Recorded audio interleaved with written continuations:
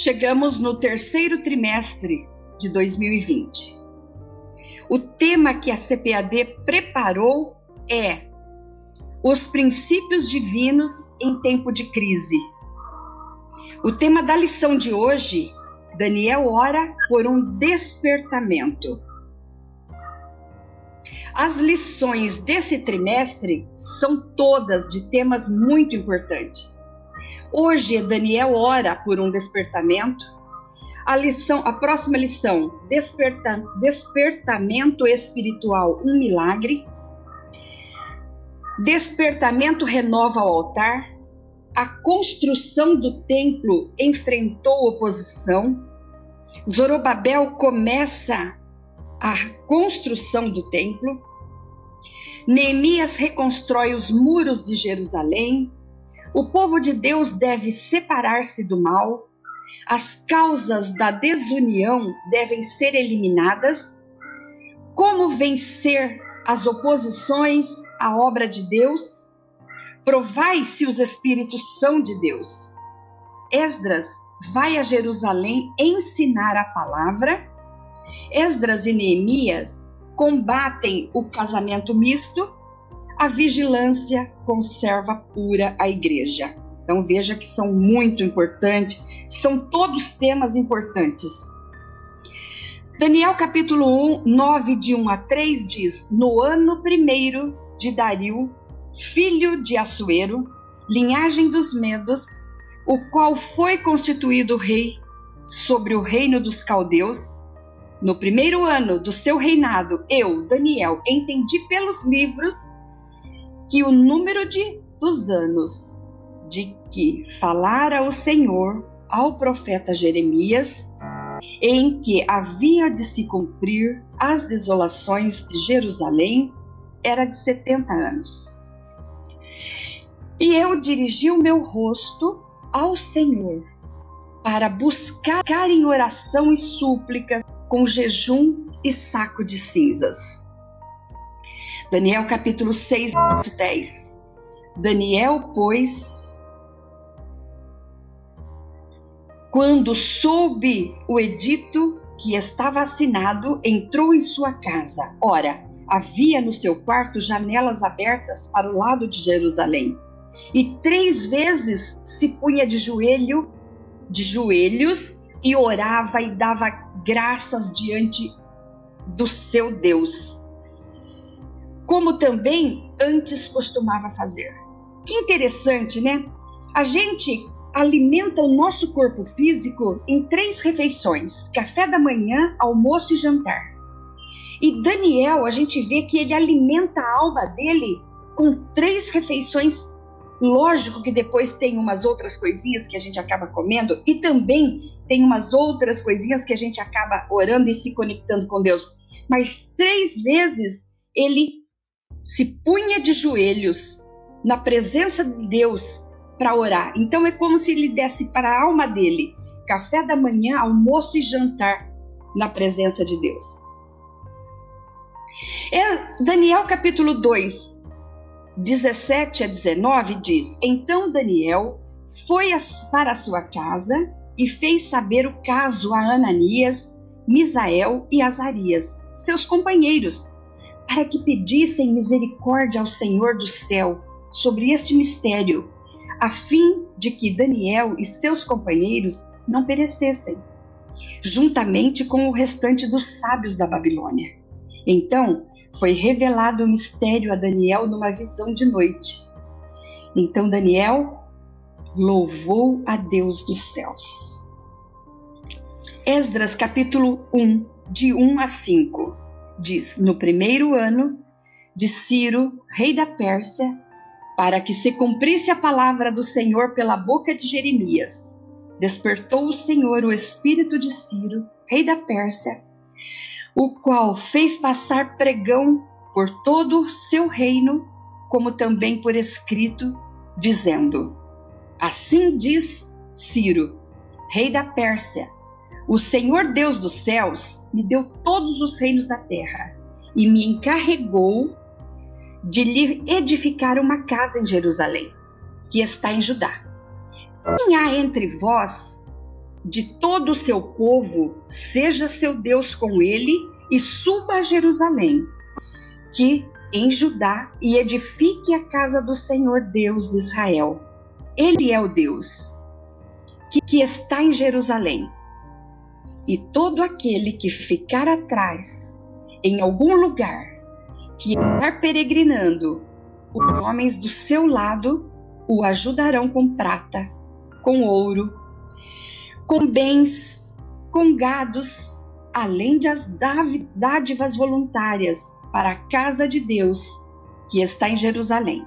Então se levantaram os chefes dos pais de Judá e Benjamim, e os sacerdotes e os levitas, com todos aqueles cujo Espírito de Deus despertou, para subirem a edificarem a casa que está em Jerusalém. O texto áureo, acho que vale muito a pena a gente falar sobre ele, até porque ele é o áureo, né? O texto áureo da lição de hoje está em Tiago, capítulo 5, verso 16, que diz assim: confessai as vossas culpas uns aos outros e orai uns pelos outros, para que sareis. A oração feita por um justo pode muito em seus efeitos. Tiago menciona a oração no capítulo 5 por 7 vezes. Veja que Tiago é um homem de oração. Cristão maduro é aquele que ora sem desanimar diante das lutas da vida. Este não fica amargurado, desanimado ou se lamentando, mas coloca a sua causa diante de Deus e espera pela resposta. Tiago começa e termina a escrita da sua carta com oração. Viver sem a prática da oração é um desperdício de tempo e energia também. Perde-se tempo e perde-se energia fazendo tanta coisa se não parar para orar. E Tiago encoraja-nos a orar. 3 pilares verdadeiros no capítulo 5 nós encontramos. Primeiro, devemos orar pelos que sofrem. Tiago 5:13. Diante dos problemas não devemos murmurar, mas orar. Somos provados por circunstâncias adversas. Nossa, e como somos, né? Pela saúde, finanças, famílias, relacionamentos, decepções e quantas decepções.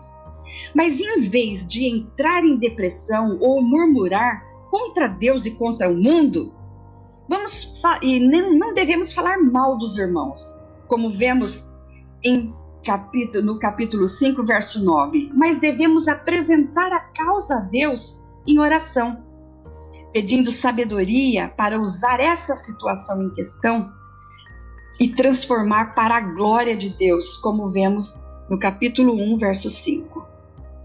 Um segundo pilar que é verdade é que Deus muda as circunstâncias pela oração. A oração remove o sofrimento e nos dá poder para enfrentar os problemas, usando-os para cumprir os propósitos de Deus em nossa vida. Paulo orou para Deus mudar as circunstâncias, mas Deus não mudou. E disse para ele: Paulo, a minha graça te basta.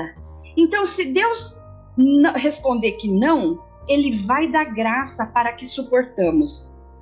Então, 2 Coríntios 12, 7 a 10, vemos a passagem de Paulo.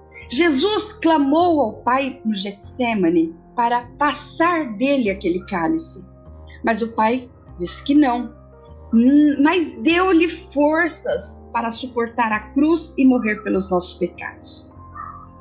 Portanto, sem dúvida alguma, a solução de todas as nossas necessidades está em Deus.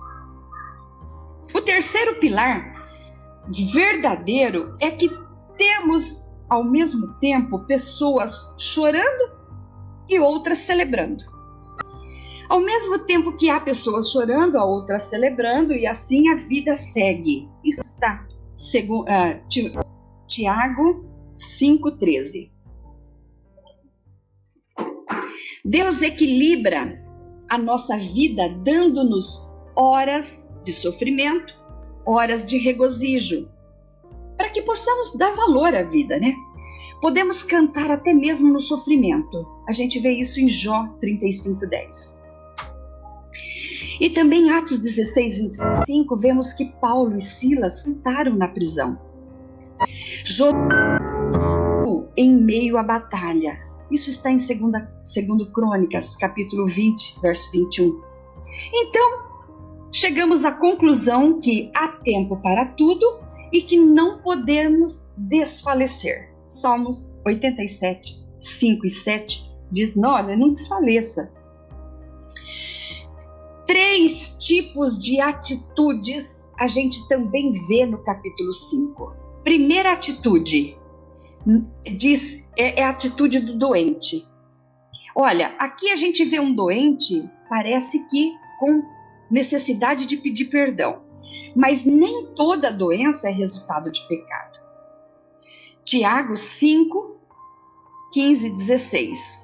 Mas neste caso parece ter uma doença espiritual. Tiago 5, verso 14. Eu não sei se essa doença espiritual era uma depressão, ou uma forte amargura, ou uma aflição na alma.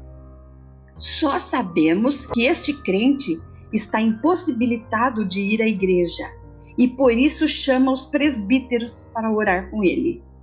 Tiago 5,14. E oram com ele em sua casa. A confissão de pecados é aos santos e não a um sacerdote. É bom que fique bem claro isso. Devemos confessar o nosso pecado primeiramente a Deus. 1 João 1:9. E também para aqueles que foram afetados pelo pecado. Olha, o pecado privado deve ter confissão privada. O pecado que é feito dentro da nossa casa tem que ser confessado aqui dentro da nossa casa. Não pode tornar público. Agora, o pecado que requer confissão pública, aquele pecado que todos viram, aí requer confissão pública, porque não pode dar escândalo. O Senhor Jesus falou, olha, ai daquele por onde vier o escândalo. 1 de João 1:9 diz, se confessarmos os nossos pecados, Ele é fiel e justo para nos perdoar os pecados e nos purificar de toda injustiça. Eu vou usar um comentário de J. Motter, que está no comentário de Tiago de Hernandes Dias Lopes, página 119, como base do que eu vou citar agora. Mesmo quando precisamos buscar a medicina, nossos olhos têm que continuar firmados em Deus. Deus tem poder para curar. Quando Ele achar que deve curar. Se o doente toma uma aspirina ou qualquer um outro remédio, é o Senhor que faz essa aspirina ou qualquer outro remédio tornar-se eficaz para solucionar aquele problema. Se o crente entra para a cirurgia, é Deus quem usa as mãos dos médicos e realiza a cura. Todo dom perfeito vem de Deus. Tiago enfatiza que há sempre uma dimensão espiritual na cura. Nunca deixa de ser uma dimensão espiritual. Cura só vem de Deus. Em nenhuma ocasião um cristão deveria procurar o médico sem primeiro consultar a Deus, buscar a Deus, visto que toda a cura vem do alto, pois é Ele quem sara todas as nossas enfermidades.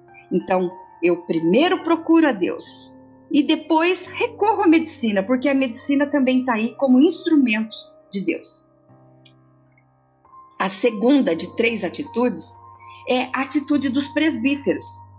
E o que eles fazem? Eles oram e ungem o enfermo. oram pelo enfermo com imposição de mãos, fazendo a oração da fé. Tiago 5, 14, 15. Eles são eleitos por Deus para velarem pelas almas daqueles que lhes foram confiados. A imposição de mãos é um gesto de autoridade espiritual. A oração da fé é a oração feita com plena convicção da vontade de Deus. 1 João 5, 14, 15. Em seguida que fazem a oração da fé, ungem com óleo, em nome do Senhor. Em nome de Jesus. Tiago 5, 14.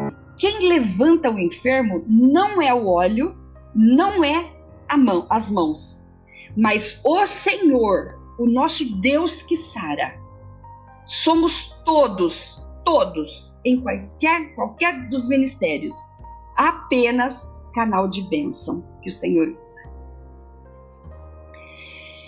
Esta é a confiança que temos nele, que se pedirmos alguma coisa, segundo a sua vontade, ele nos ouve.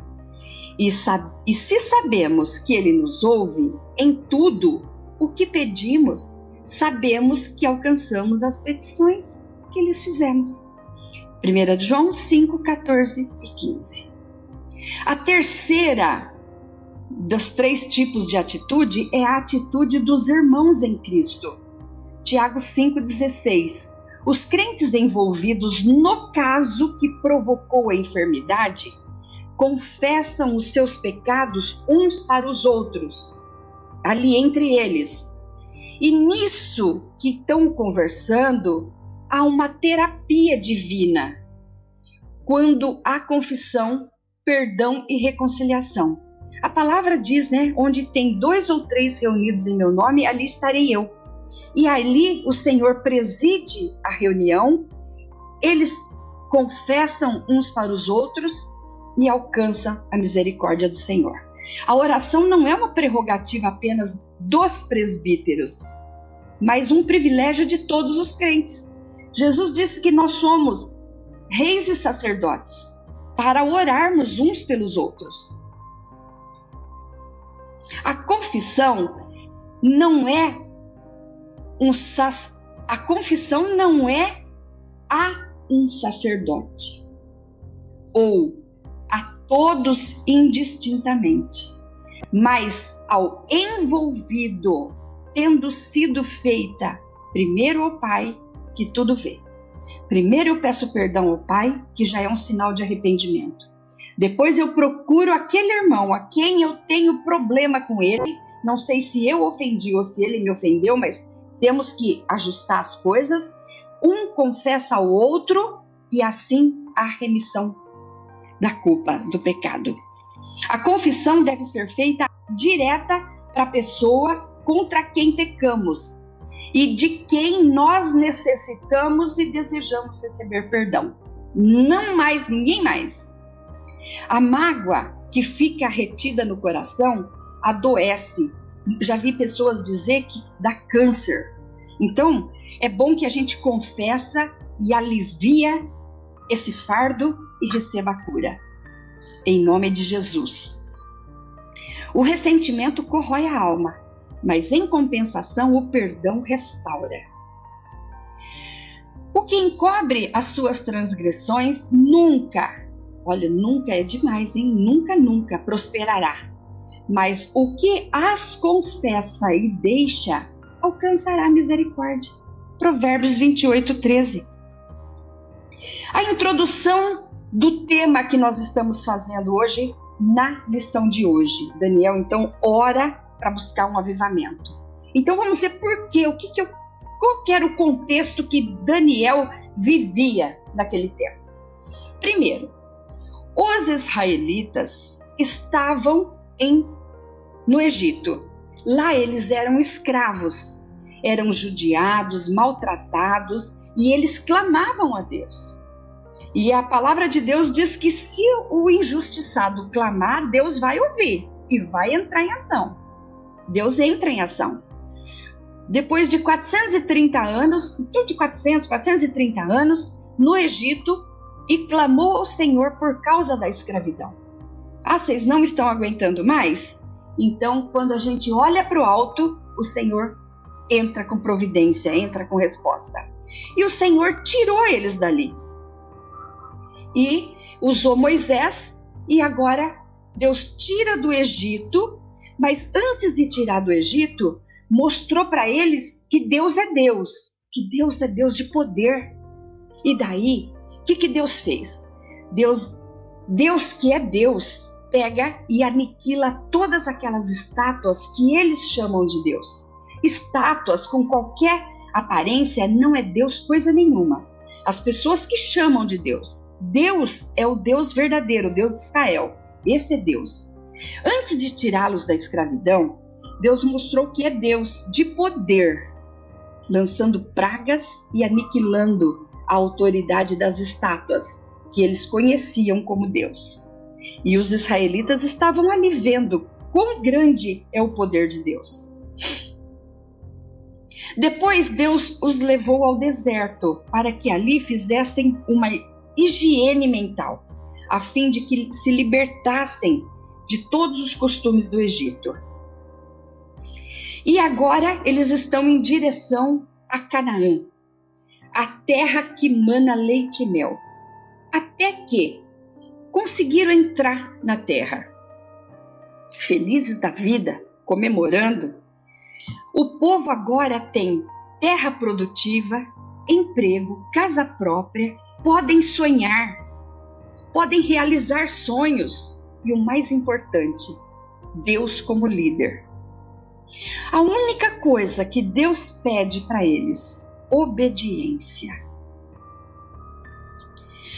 Durante 350 anos, Deus lidera com maestria, mas o povo é bem equivocado.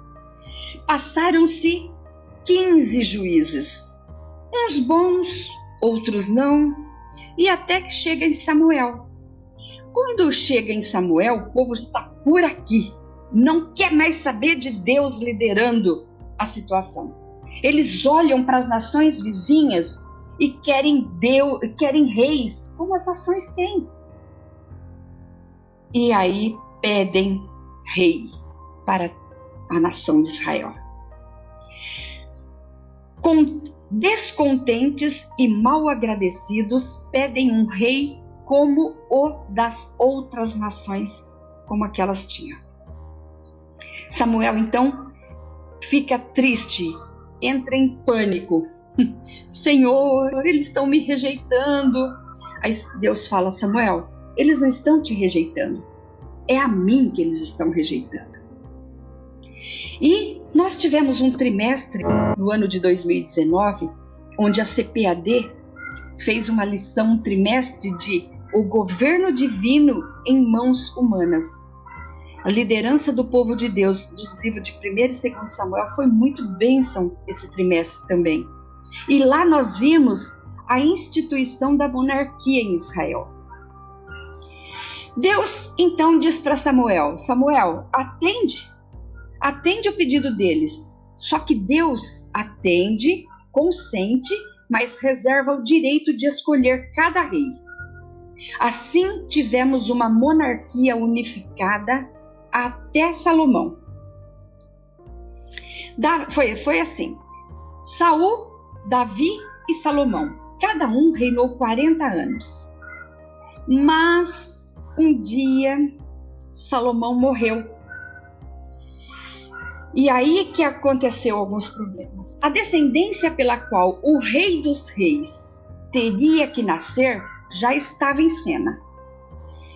E como o povo não queria mais obedecer, mas faziam constantes rebeliões contra Deus, Deus permitiu que fossem feitas a vontade deles.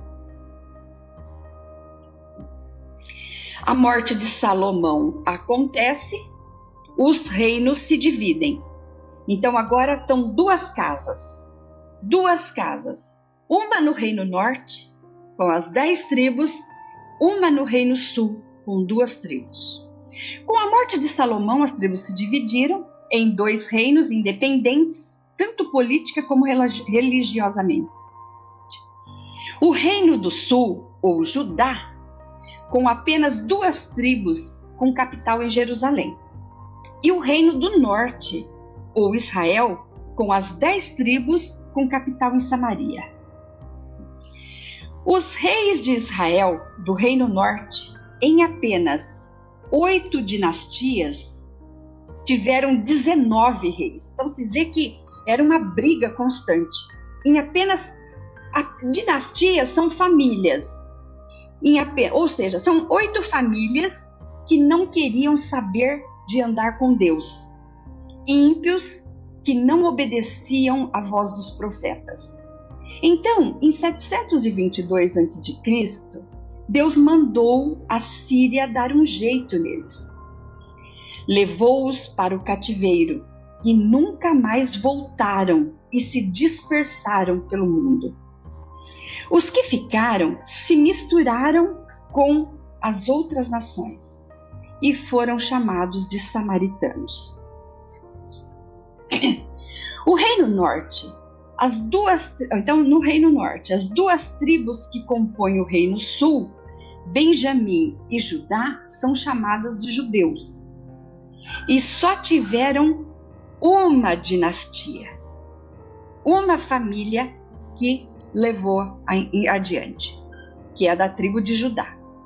Nesta dinastia tivemos 20 reis, uns piedosos, outros não, mas o propósito de Deus não foi quebrado, porque Deus não permitiu e nem permite que seu plano seja frustrado por qualquer um dos mortais.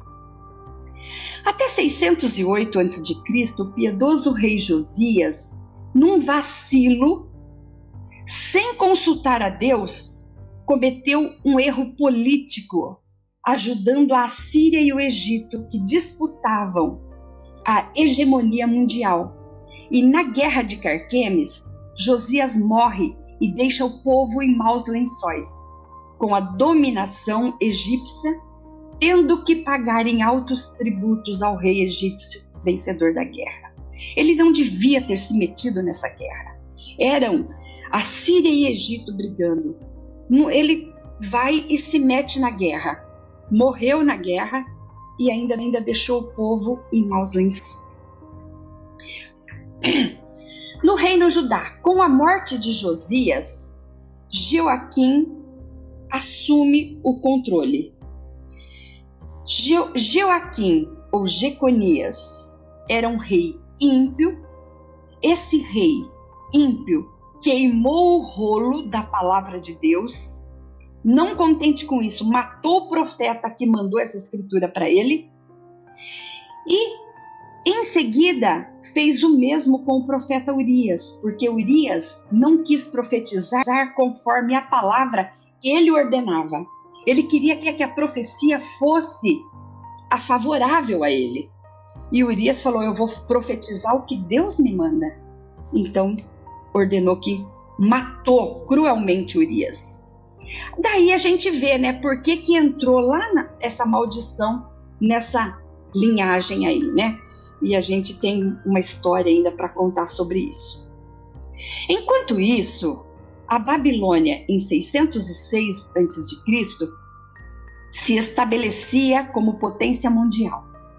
Depois da Batalha de Carquemes, passou por Jerusalém e levou todos os utensílios do templo do Senhor, e mais alguns nobres para serem serviçais na Babilônia. Não contente com isso, ele retorna em 597 a.C. e leva uma segunda leva de pessoas, que inclui até o profeta Ezequias. E o rei Zedequias assume o poder e se rebela contra a Babilônia, cercando-a. Leia Lamentações de Jeremias e veja que drama que foi. Quanto sofrimento. Jeremias chega a falar que aqueles que morreram à espada estavam melhores do que aqueles que ficaram cercados em Jerusalém. Tamanha era a crueldade. Crianças esmagadas, idosos e grávidas apunhalados. Os filhos de Zedequias foram mortos na sua frente, cruelmente, pelo rei da Babilônia. E além disso, não contente com isso, pega Zedequias e vaza os olhos dele e leva para o cativeiro. Esse é o contexto do livro de Daniel. Agora vamos entrar no que vai acontecendo, né? Tudo aconteceu porque o povo de Deus já havia experimentado um reavivamento espiritual nos dias do rei Josias, mas abandonaram a presença de Deus com maior desprezo. Vemos que uma geração andou com Deus e a geração seguinte rebelou-se contra Deus. O que terá acontecido? É bom que saibamos que nós temos a obrigação de ensinar os nossos filhos a palavra de Deus. Ai, tem problema, vou ler aqui. Tudo aconteceu porque o povo de Deus já havia experimentado um reavivamento espiritual nos dias do rei Josias, mas abandonaram a presença de Deus com maior desprezo. Vemos que uma geração andou com Deus e a geração seguinte rebelou-se contra Deus. O que terá acontecido? É bom que nós saibamos que é obrigação nossa, como pais, ensinar a palavra de Deus, as Escrituras, a Bíblia Sagrada para os nossos filhos.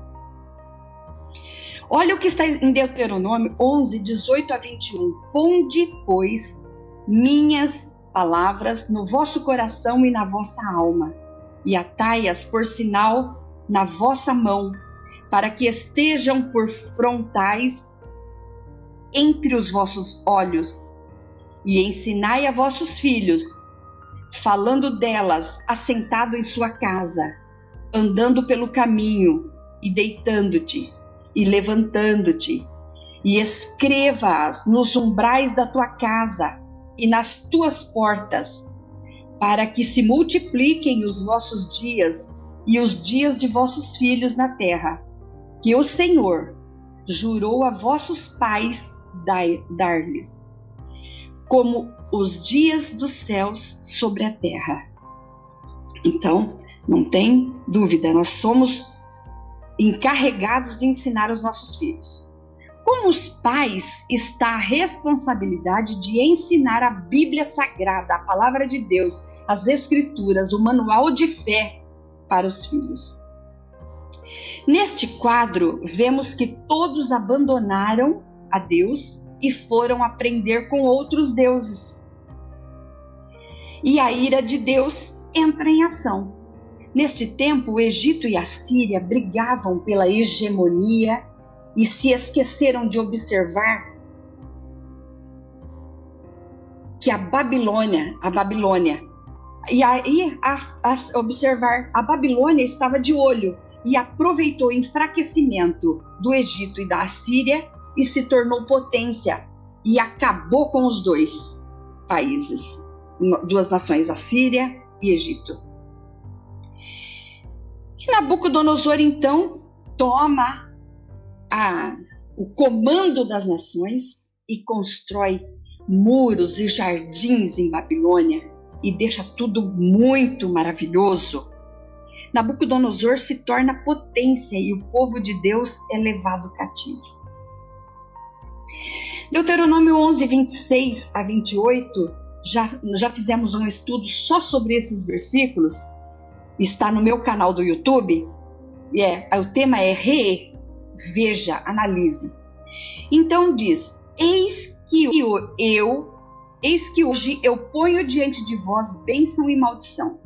A bênção, quando cumprirdes os mandamentos do Senhor, vosso Deus, que hoje vos mando. Porém, a maldição, se cumprirdes os mandamentos do Senhor, vosso Deus, e vos desviardes do caminho, que hoje vos ordeno para seguirdes outros deuses que não conhecestes. Na verdade, a pessoa que não está no caminho da bênção, ela já está no caminho da maldição. E isso vem desde o Éden. Então, aqui Deus, nesse capítulo aqui, Deus dá uma oportunidade da pessoa sair daquele caminho de maldição e entrar para o caminho de bênção. A causa do sofrimento do povo de Deus nunca é o poder do inimigo. Porque o inimigo, ele está dominado por Deus. Mas é a fraqueza do povo de Deus por ter escolhido a maldição. Então, olha, Re anohi noten lefnehi. Re, veja, olhe, analise, pesquise. Não vai entrando de gaiato no navio. Veja, pesquise, analise. Anohi, eu, o Deus eterno e poderoso, é um pronome para divindade. Notem, te dou de presente. E esse presente eu coloco aí, ó, face a face, na sua cara a cara com vocês, bem de frente com vocês. O que é esse presente? É a decisão que você tem e a liberdade que você tem para escolher entre bênção e maldição. Mas o Senhor, durante o capítulo, ele vai falando, olha, escolhe a bênção para que você tenha vida. Ele dá uma dica para a gente escolher certo. Depois disso, diz o Senhor, entregarei Zedequias, rei de Judá, os servos e o povo, e os que desta cidade restarem da pestilência e da espada, da fome, na mão de Nabucodonosor, rei da Babilônia, e na mão dos seus inimigos, e na mão dos que buscavam a sua vida, e feri-los ao fio da espada. Não os poupará, nem se compadecerá, nem terá misericórdia. Jeremias 21, 7. O cativeiro aconteceu, porque, mesmo com todos os profetas falando, o povo não deu ouvido. Então, os reis tinham reis bons que faziam uma limpeza geral, mas logo em seguida já desandava tudo de novo. O cativeiro acontece e Judá, reino do sul, vai para a prisão na Babilônia. Não foi por falta de aviso. A certeza do amém, Adonai Meler Neman, que é o símbolo, a palavra amém significa Adonai Meler Neman, que significa Deus é rei fiel. Os outros reis, quando dizem, está decretado, não está? Agora, quanto mais Deus disse, está dito, ninguém muda mais. Adonai é rei fiel, isso é, amém. Porque Deus é rei fiel. Deveria levar o povo de Deus ao arrependimento. Se a gente sabe que Deus é rei fiel e que a sua palavra vai cumprir, sabendo disso, deveria levar o povo ao arrependimento. Mas preferiram o pior. Com isso, todos sofrem. Todos sofreram e sofrem. O ponto 1 da lição diz: Daniel foi despertado para orar. Então você viu que tudo isso aconteceu. Daniel, vendo tudo isso, ele leu Jeremias, lia as escrituras e por causa que ele leu, ele ficou sabendo e aí ele é despertado para orar. Ele falou: o quê? Ao invés de ficar reclamando ou blasfemando contra Deus, eu vou buscar Deus em oração e tentar livrar o povo dessa batalha. E ele entra numa batalha de oração. É possível ter crentes zelosos com a denominação que frequenta, com os cursos teológicos que abraçou ao longo do tempo e mesmo assim estar distante de Deus. A intimidade com Deus não tem preço.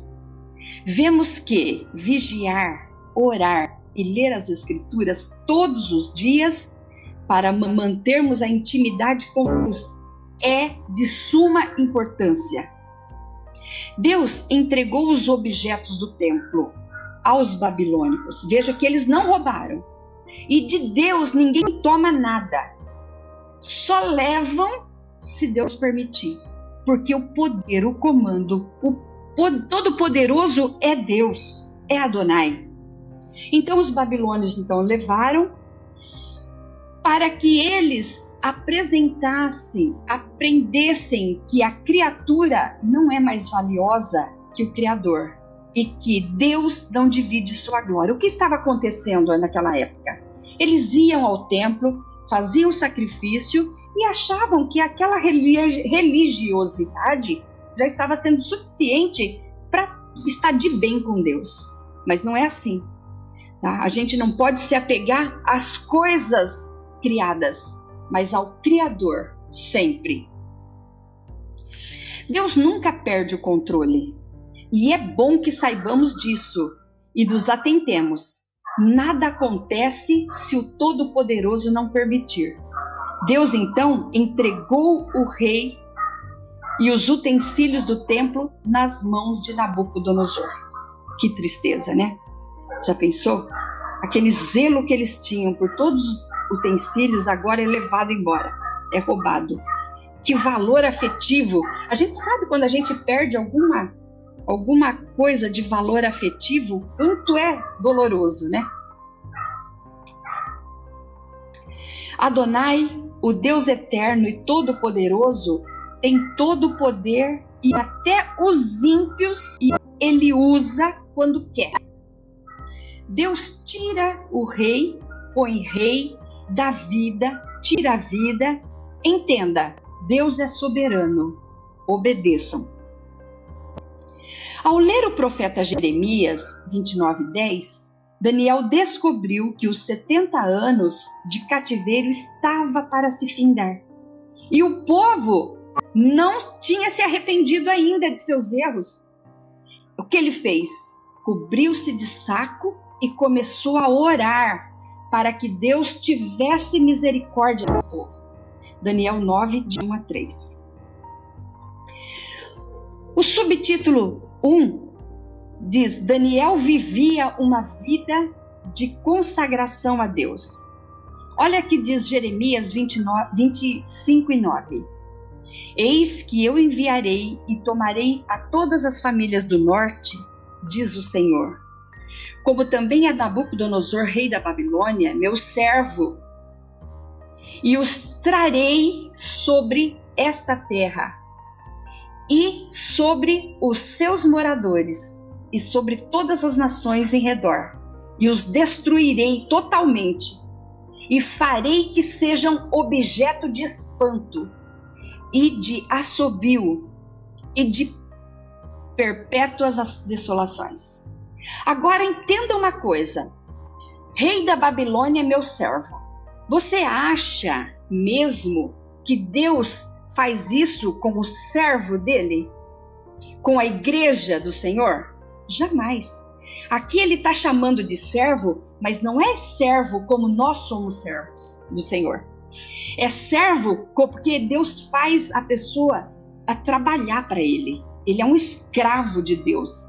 Olha, eis que tomarei a todas as famílias do norte, as 10 tribos, diz o Senhor, como também Nabucodonosor, rei da Babilônia, meu servo, e os trarei a esta terra, e sobre os seus moradores, e sobre todas estas nações em redor, e os destruirei totalmente, e farei que sejam objeto de espanto, de assobio e de perpétuas desolações.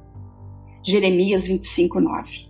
Então aqui não se trata de Deus fazer maldade com os servos dele. Jamais, jamais. Deus é amor. Ele nos ama. E esse servo aí, então, não é servo como é a igreja do Senhor. Daniel leu quando Deus chamou Nabucodonosor de meu servo e entendeu o quanto Deus tem poder para reverter situações, pois até os ímpios ele os faz servir e usa como vara. Mas ai dos ímpios quando massacram mais do que lhe foi ordenado. O coração do justo medita no que há de responder, mas a boca dos ímpios jorra coisas más. O Senhor está longe dos ímpios, mas a oração dos justos escutará. A luz dos olhos se alegra, o coração, a boa notícia fortalece os ossos. Os ouvidos que atendem à repreensão da vida farão sua morada no meio dos sábios. Provérbios 15, 28 a 31. O subtópico 2 do ponto 1 diz: a estatura espiritual de Daniel capacitava-o para enfrentar verdadeiros combates de oração. Como anda o período de oração na sua casa? Na nossa casa, que nós temos que meditar? Tudo o que Deus fez, faz e vai fazer está escrito nas Escrituras. Será que estamos lendo o suficiente para entender o que está acontecendo em todo o planeta nestes nossos dias? As igrejas são lotadas, mas muitos crentes não servem de ajuda decisiva no combate em oração, porque nunca chegaram a experimentar e saber o que é realmente combater em oração. Romanos 12:12, Gálatas 1:30, Colossenses 2:1. Estes nem frequentam culto de oração. Daniel, porém, orava 3 vezes ao dia. Daniel 6:10. Então Daniel foi para sua casa e fez saber o caso a Ananias, Misael e Azarias, seus companheiros, para que pedissem misericórdia ao Deus do céu sobre este mistério, a fim de que Daniel e seus companheiros não perecessem juntamente com o restante dos sábios da Babilônia. Então, a Daniel foi imposto um caso, né? Você tem que saber o que eu sonhei e ainda dar a interpretação. Então, os amigos de Daniel entram em batalha com Daniel para descobrir isso daí. E olha que coisa maravilhosa. Então foi revelado o mistério a Daniel numa visão de noite. Então Daniel louvou o Deus do céu, que responde, que coisa linda. Falou Daniel dizendo: Baruch Hashem, bendito o nome de Deus, de eternidade a eternidade, porque dele são a sabedoria e a força. Daniel 2, 17 a 20. O subtópico 3 da nossa lição diz: neste período de oração de Daniel, profundas mudanças estavam para acontecer na Babilônia. Nabonido, rei da Babilônia, durante esta época fazia guerra com os medos e os persas. E seu filho Baltazar organizou uma grande festa e mandou que trouxessem os utensílios sagrados de Nabucodonosor, que Nabucodonosor havia trazido de Jerusalém. Se sentia o dono da cocada, né? Uma coisa é Deus permitir que os utensílios fossem subtraídos do templo. Outra coisa é o ímpio achar que Deus não tem controle e zelo pelos objetos consagrados. Então, Belsazar começa a festa e começa a beber e louvar os seus deuses estranhos, com os utensílios sagrados. Olha que diz Daniel 5, 4 e 5. Beberam o vinho e deram louvores aos deuses de ouro, de prata, de bronze, de ferro, de madeira e de pedra. Na mesma hora apareceram uns dedos de mão de homem e escreviam defronte do castiçal, na caiadura da parede do palácio real. E o rei via a parte da mão que estava escrevendo e tremeu na base, né? O que foi escrito? Peres tekel menemene. Menemene, peres tekel. Divisão, peso, número. Daniel foi chamado para interpretar.